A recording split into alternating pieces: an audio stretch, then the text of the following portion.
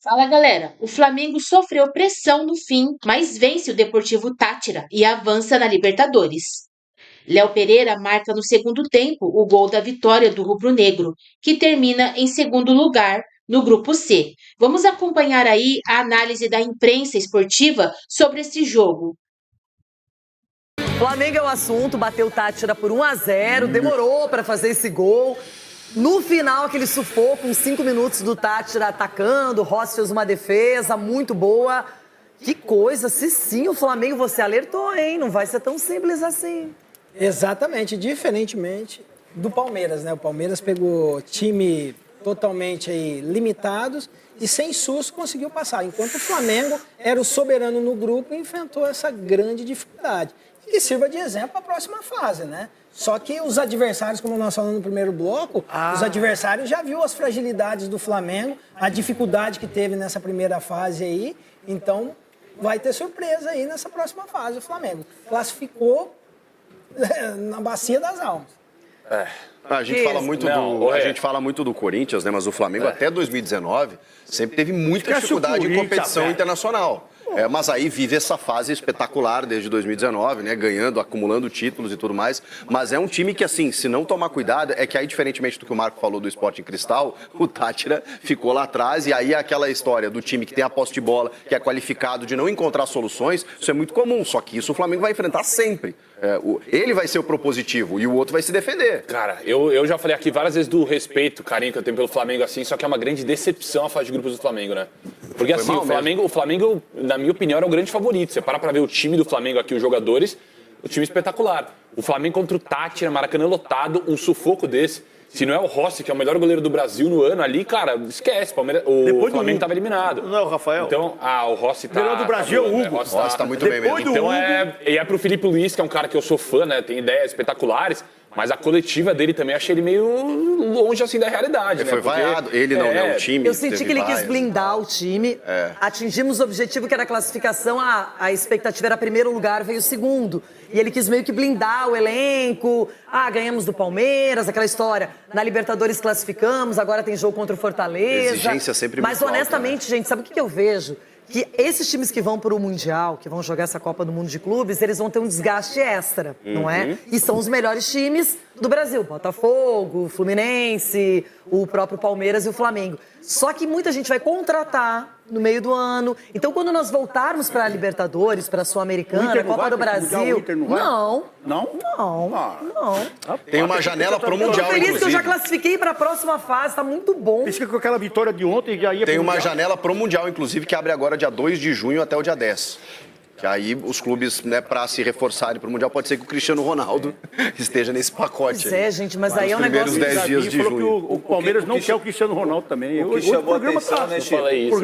Os atletas, quando o árbitro apitou o final do jogo, eles caíram no chão. Mas, cara, tá demais. Não sei se de repente é a questão emocional. O presidente do Inter ontem levou um relatório para a sala de coletivas lá para dizer, olha, não é só o Inter, cara, tá todo mundo sofrendo com lesões musculares, que é um diagnóstico muito claro do desgaste, né? Por causa mas eles assinam no começo do ano, né? A pré-temporada também foi muito curta. 8 dias, gente. Entendeu? Então Óbvio isso que estão pagando preço agora. Mas nos próximos anos eles serão iguais. Exato. Mas Mas tem achando que que mudar, foi só né? agora, Mas que tem que mudar. 2025 é uma exceção, Mas não. temos que repensar isso tem aí. Copa do Mundo Sei lá. feminina, vai acontecendo, tem Copa do Mundo normal, masculina, tem Olimpíada, todas as todo ano coisas. vai ter alguma coisa na metade Todo do ano vai ter uma interrupção. Ó, tem o presidente falando aí. Cadê, negão? Presidente. Que presidente? Olha lá. Então, nós temos que olhar o copo meio cheio. Senão fica difícil trabalhar. Hoje eu não certo. vou brigar com ele, não. Hoje certo, não. Então tira, negão. Escolhemos de Amanhã a errado. gente volta ao normal. Hoje não. Escolhemos de errado. No futebol hoje não tem mais jogo fácil. O adversário mesmo desclassificado veio querendo complicar o jogo.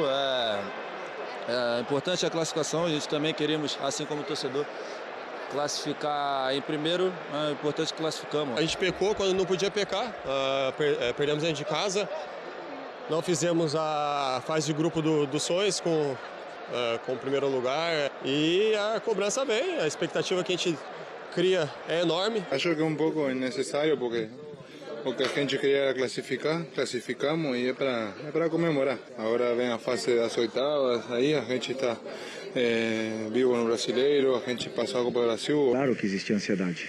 Sabíamos que tínhamos que ganhar para passar. Tínhamos que conseguir um gol, fazer um jogo onde a gente conseguisse o resultado para poder passar. Dentro da nossa casa, na frente do nosso torcedor, com o Maracanã, com a torcida que mais cobra, não conseguimos criar essas chances claras. E isso foi causando um pouco de nervosismo com bola. No intervalo tentei tranquilizar um pouco esse sentido, o time melhorou, encontrou o gol e ganhamos o jogo. O Mengo podia mais, então olha só as últimas 6 campanhas do Flamengo na fase de grupos da Libertadores. Nos últimos 3 anos ele avançou, mas apenas com a 2ª posição do grupo. É o mesmo que acontece agora com 3 vitórias, 2 empates e 1 derrota. Ele fica atrás da LDU pelo saldo de gols. Aliás, o grupo decidido assim, né? No saldo de gols. Sim, todo mundo com 11 pontos, né? Saldo. E vale lembrar que nenhum grupo da morte. É verdade. Mas foi um grupo bem equilibrado. Rodrigo Jufo está conosco, hein, Jufo? Porque vimos ali no final do jogo aquela sensação de alívio, mas também, claro, de alegria pela classificação. E o dia de hoje, como é que tá por aí, Jufo? Bom dia, Bruno, Jailson, Mari Pereira, Mari que trabalha no Sport Center. É uma manhã de ressaca nessa quinta-feira, né? Tá um dia cinzento aqui no Rio de Janeiro e alguns torcedores do Flamengo ainda com dor de cabeça, apesar da classificação estar sendo intitulada aqui no Rio de Janeiro como uma classificação culposa, né? Quando não há intenção de classificar. Mas o importante é que o Flamengo conseguiu o resultado, que deixou o torcedor aliviado, mas ao mesmo tempo preocupado, porque foi uma vitória por 1-0 que deu o tom do que foi a campanha do Flamengo na Libertadores e também nos jogos dentro do Maracanã. A derrota para o Central Córdoba, a vitória por 2-0 contra a LDU, mas que o resultado veio muito em cima de um gol de cabeça num escanteio do Léo Ortiz logo no início do primeiro tempo, então que já aliviou um pouco as coisas, mas no jogo contra o Central Córdoba e ontem contra o Táchira, 2 partidas onde o time não conseguiu encaixar o estilo de jogo e sofreu diante de uma retranca. Depois da partida, o Felipe Luiz na coletiva até comparou o jogo do Flamengo contra o Táchira com a derrota do Manchester City na final da Copa da Inglaterra contra o Crystal Palace, que você viu aqui na ESPN.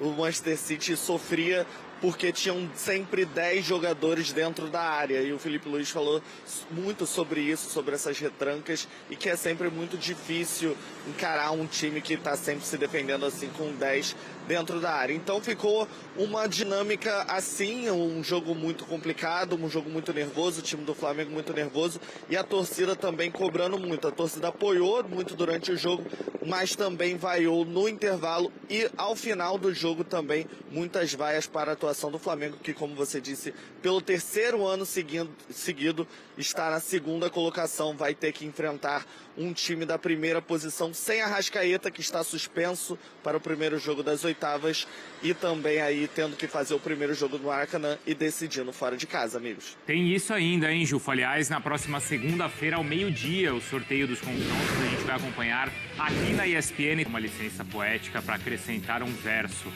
a essa poesia. O tempo passou e eu sofri calado. O Rodrigo Jufo sabe o que isso significa, afinal de contas, o rubro-negro ontem sofreu até o último minuto, hein, Jufo? É isso, Bruno. Até o último minuto, os mais de 60, um pouco mais ali de 66 mil torcedores que estavam no Maracanã na noite de ontem fizeram um teste para cardíaco nessa vitória do Flamengo por 1-0 sobre o Deportivo Táchira. Como disse o Pedro muito bem no VT dele, o último colocado do grupo com 0 pontos, estava ali quase que a passeio, pensando mais no Campeonato Venezuelano, aprontou para cima do Flamengo, deu dificuldade para o tricampeão da América, mas o Léo Pereira conseguiu fazer um gol que deu a vaga ao Flamengo na próxima fase, e o Rossi garantiu ali no final com aquelas bolas aéreas perigosas do Táchira e também aquela defesa cara a cara com o atacante da equipe da Venezuela. Classificação vista com muito alívio aqui no Rio de Janeiro, apesar de mais uma vez não ter conseguido a primeira colocação do grupo. É o 3º ano consecutivo que o Flamengo, maior investimento do Brasil, o elenco mais caro, não consegue simplesmente passar em primeiro no grupo, enquanto vê rivais como o Palmeiras, o River Plate, sempre garantindo a primeira colocação com até certa folga, o Flamengo não consegue ter essa vida mais tranquila na Libertadores, mas o torcedor aqui no Rio de Janeiro tenta pelo menos pensar que a equipe evitou mais um Maracanã, só evitou mais um León, evitou mais um São Lourenço e conseguiu passar de fase, pensar na próxima fase, que é só depois do Mundial, tem um tempo aí para dar uma respirada, ainda tentar não pensar que o Arrascaeta está suspenso com 3 cartões, então também não vai atuar nessa primeira partida das oitavas de final, pensar mais no sorteio, viajar para o Mundial de Clubes, que vai ser nos Estados Unidos, a equipe viaja no dia 11 de junho, pensar nessa janela em quem reforçar. O José Boto já vem preparando esse elenco para a competição, tanto mundial quanto para o restante da temporada, e aí 3 reforços podem chegar. Quem saiu já é o Carlos Alcaraz, que está emprestado ao Everton, né? A equipe inglesa, segundo a mídia europeia, já comunicou oficialmente ao Flamengo que o jogador não vai ficar na equipe, ele vai exercer então o direito de compra. O Carlos Alcaraz vai deixar o Flamengo por ali cerca de 15 milhões de euros e mais 3 de bônus, totalizando aí, podendo totalizar 115 milhões de reais. Então, os cofres do Flamengo vão ganhar um reforço dessa grana para poder, quem sabe, contratar alguns jogadores agora nessa próxima janela, Bruno. É sempre um alívio, né, Ju? Continua aí com a gente, tá? Porque estamos colocando na tela, desenhando aquilo que você trouxe de informação. Como nas últimas 3 temporadas, o Flamengo avançou na fase de grupos, mas na segunda posição. Ô, Jailson, o que chama mais atenção? O Flamengo não conseguir se impor e ser o primeiro na fase de grupos? Ou o sufoco todo do jogo de ontem contra o Deportivo Táchira? O Flamengo não conseguiu se impor e ser o primeiro do grupo nos últimos anos porque os grupos não eram difíceis. Os grupos, teve aquele grupo, é porque eu sou ruim de memória pra caramba, mas teve o grupo do Alcas lá, que era a primeira, né, 2023, né? Que o Alcas e o Flamengo conseguiu perder, né? O Flamengo conseguiu Vitor Pereira ali. Com o Vitor Pereira ali até culminou depois na posterior demissão, né? Do próprio Vitor Pereira.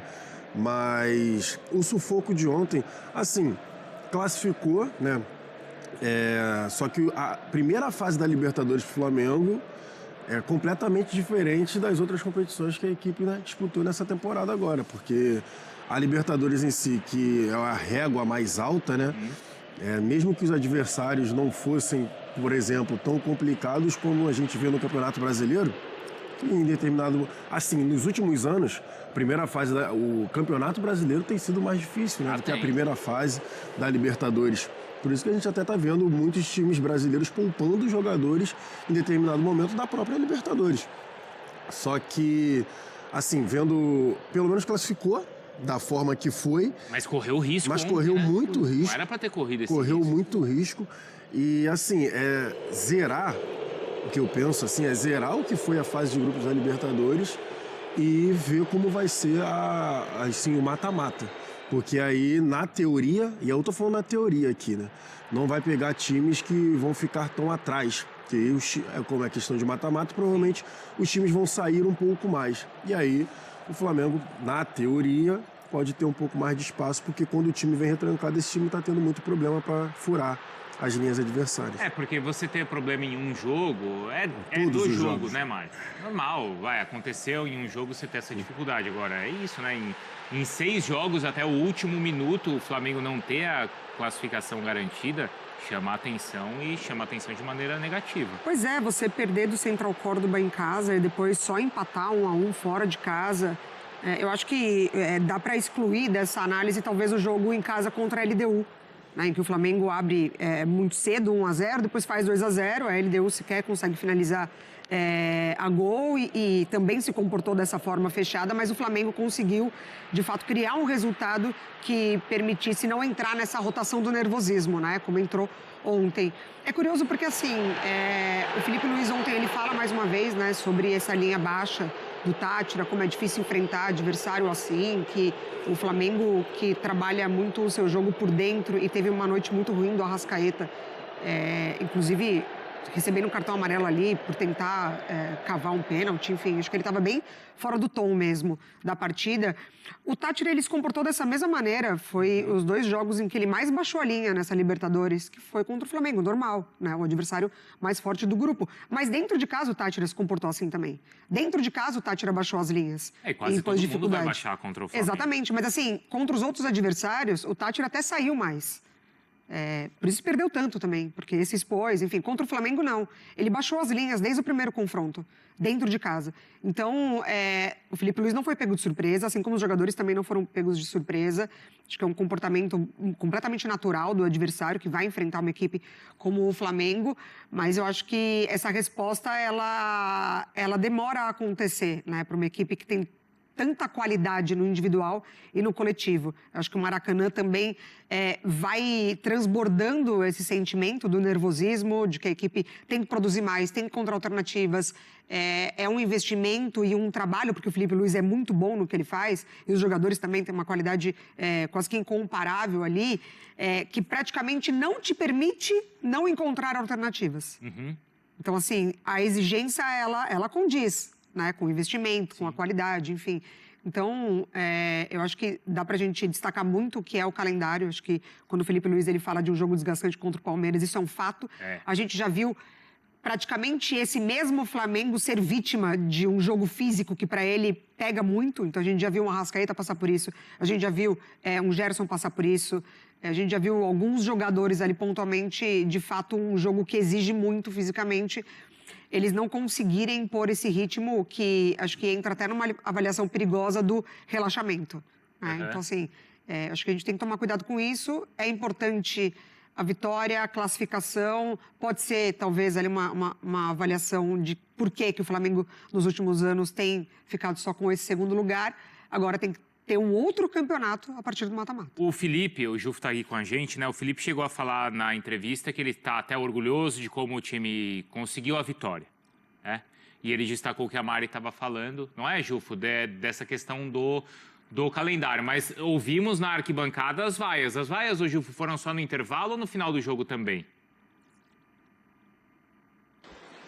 Vaias no intervalo, inclusive o goleiro Rossi deu uma discutida com alguns torcedores pedindo mais apoio ao invés de vaia naquele momento do jogo, que estava 0-0, também uma partida complicada, o Flamengo não jogando bem. E também vaias no final do jogo, apesar da classificação da vitória. Uma parte da torcida menor, não vou dizer metade a metade, mas uma parte da torcida cantou para apoiar, mostrar que estava feliz com a classificação. Mas grande parte, eu diria ali 70%, 80%, vaiou a equipe após o jogo, mesmo ganhando por 1-0 e conseguindo a classificação. Na entrevista coletiva depois, o Felipe Luiz classificou a vitória como heróica.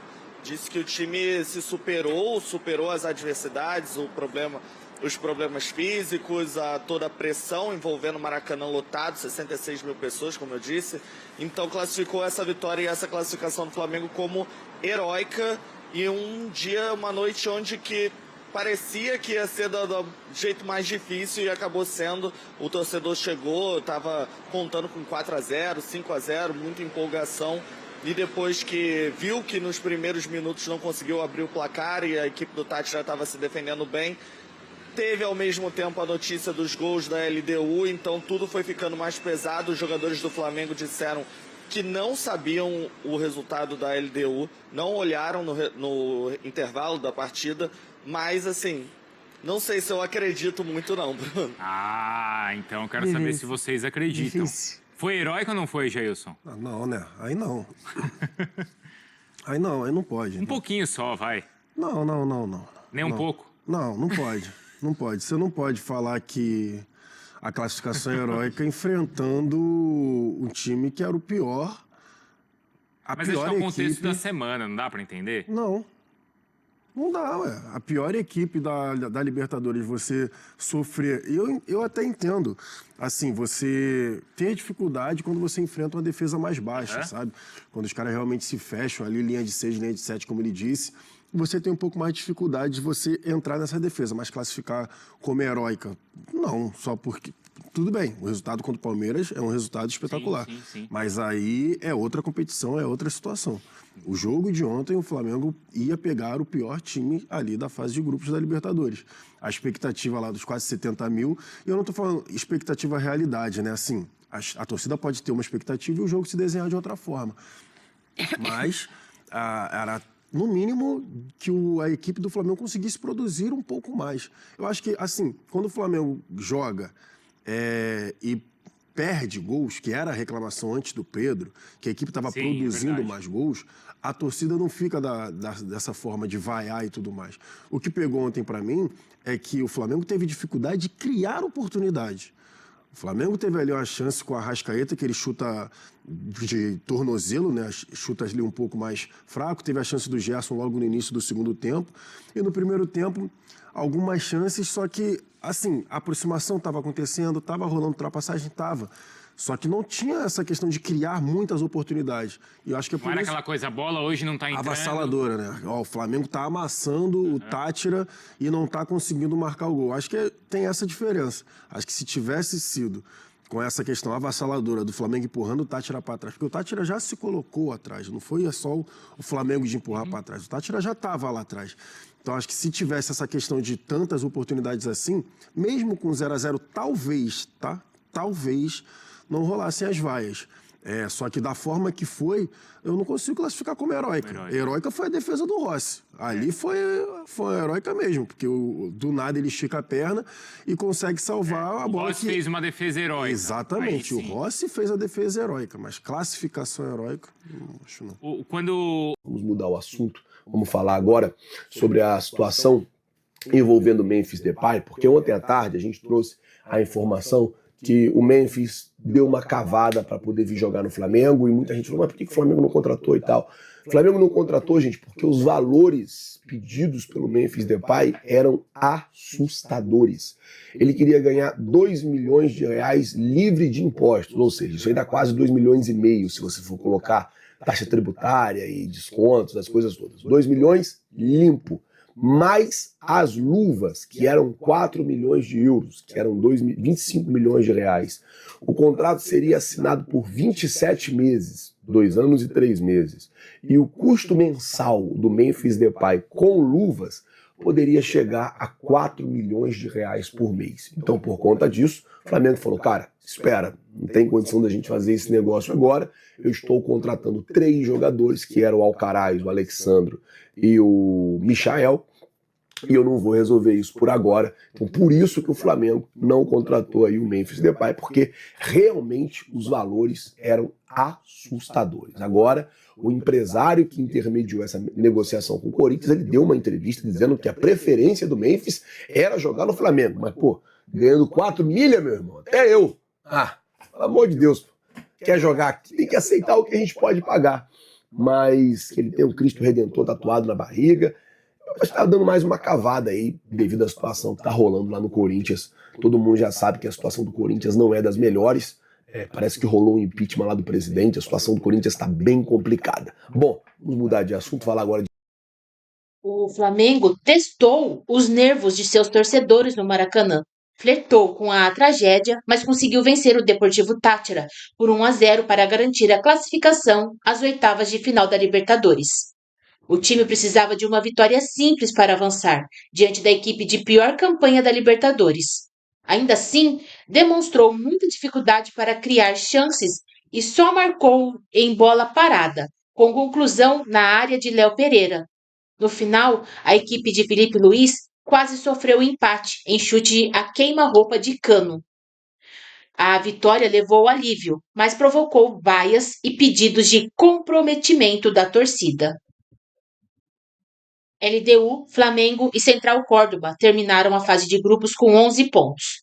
Mas a equipe equatoriana ficou com o primeiro lugar e o rubro-negro com o segundo, por causa do critério de desempate do saldo de gols. O Deportivo Táchira perdeu todos os seus jogos e encerrou a participação na Libertadores sem ponto obtido. O Flamengo conhecerá seu adversário nas oitavas de final em sorteio na próxima segunda-feira. O Flamengo contou com os olhares de convidados especiais nas arquibancadas do Maracanã. O novo técnico da seleção brasileira, Carlo Ancelotti, assistiu o jogo com sua comissão na tribuna do Maracanã. Ali, ele encontrou o pupilo Vini Júnior, que também foi ao estádio prestigiar o clube que o formou. Outro cria do Ninho a marcar presença foi o volante João Gomes, que assistiu a partida no meio dos torcedores na arquibancada.